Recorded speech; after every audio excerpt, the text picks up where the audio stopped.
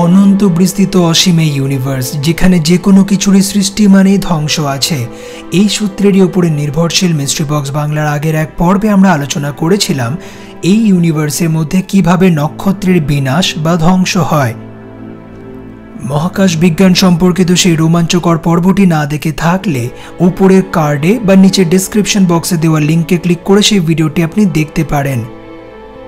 মহাকাশ বিজ্ঞান সম্পর্কিত সেই রোমাঞ্চকর পর্বেরই দ্বিতীয় পর্ব, মানে নক্ষত্রের মধ্যে হয়ে থাকা এই বিস্ফোরণ এবং ধ্বংসের ঠিক পরে কি কি ঘটনা ঘটে সেই নিয়ে আলোচনা করব আজকের এই পর্বে। কিন্তু আজকের এই পর্বটিকে ভালোভাবে বুঝতে গেলে আগের পর্বটিকে দেখতে ভুলবেন না।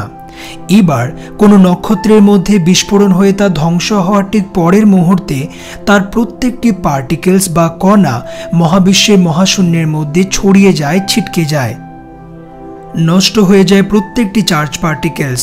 পড়ে থাকে শুধুমাত্র কিছু নিউট্রাল পার্টিকেলস, যেমন নিউট্রন।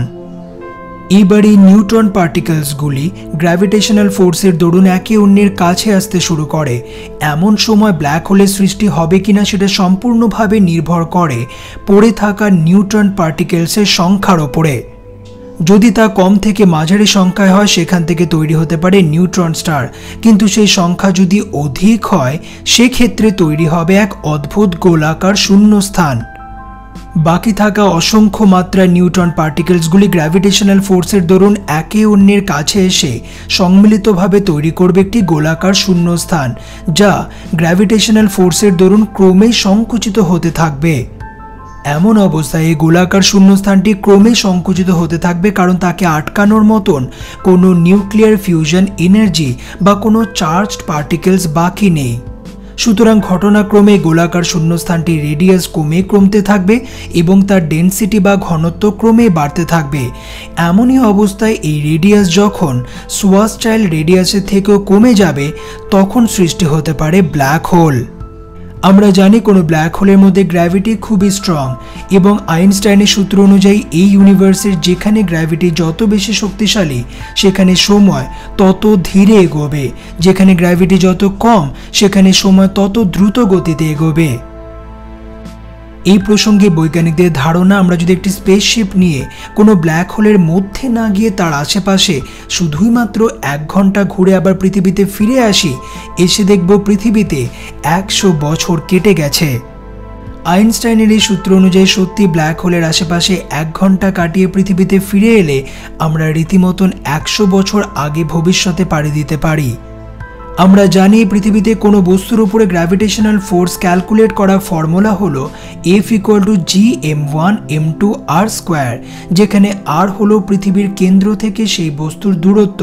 সুতরাং আপনি যত বেশি পৃথিবী থেকে দূরে যাবেন, আপনার উপরে গ্র্যাভিটেশনাল ফোর্স বা মাধ্যাকর্ষণ শক্তি ততই বেশি দুর্বল হতে থাকবে। এই প্রসঙ্গে জানিয়ে রাখি, একদল বিজ্ঞানী যারা প্রথমবার জিপিএস বা গ্লোবাল পজিশনিং সিস্টেমের আবিষ্কার করে, তারা আইনস্টাইনের সূত্রকে উপেক্ষা করে যায় যে স্পেস এবং পৃথিবীর মধ্যে মাধ্যাকর্ষণ শক্তির পরিবর্তনের দরুন সময় আলাদা হতে পারে। তাই জিপিএস বা গ্লোবাল পজিশনিং সিস্টেম প্রথমবার সঠিকভাবে কাজ করে না, কিন্তু পরে তারা আইনস্টাইনের সূত্রকে মেনে নেয় এবং গণনা করে একটি কারেকশন ভ্যালু, যে কারেকশন ভ্যালু তারপরে তারা অ্যাপ্লাই করে জিপিএস বা গ্লোবাল পজিশনিং সিস্টেমের ওপরে, এবং তখন থেকে তা সঠিকভাবে কাজ করতে শুরু করে। সুতরাং গ্র্যাভিটেশনাল ফোর্স বের করার সূত্র F=gm1m2/r², যেখানে r মানে পৃথিবীর কেন্দ্র থেকে কোনো বস্তুর দূরত্ব। খুবই সহজ, তাই না? মিস্ট্রি বক্স বাংলা মহাকাশ বিজ্ঞান সম্পর্কিত আজকের এই রোমাঞ্চকর পর্বে আমরা জানলাম কোনো নক্ষত্র ধ্বংস হওয়ার পরে সেখান থেকে কিভাবে কোনো নিউট্রন স্টার কিংবা ব্ল্যাক হোলের সৃষ্টি হতে পারে। আমরা এটাও জানলাম এই ইউনিভার্সে strong gravity equal to slower time, এবং জিপিএস বা গ্লোবাল পজিশনিং সিস্টেম আইনস্টাইনের সূত্র ছাড়া কখনোই কাজ করতো না। আশা করি আজকের এই পর্বটি ছিল তথ্যমূলক, যা আপনার ভালো লেগেছে। তাই অনুরোধ রইল, ভিডিওটিকে ছেড়ে যাওয়ার আগে শেয়ার করে অন্যদেরও জানার সুযোগ করে দিন। আর ভালো লাগলে লাইক কমেন্ট করতে ভুলবেন না। ভালো থাকবেন, শুভ দিন।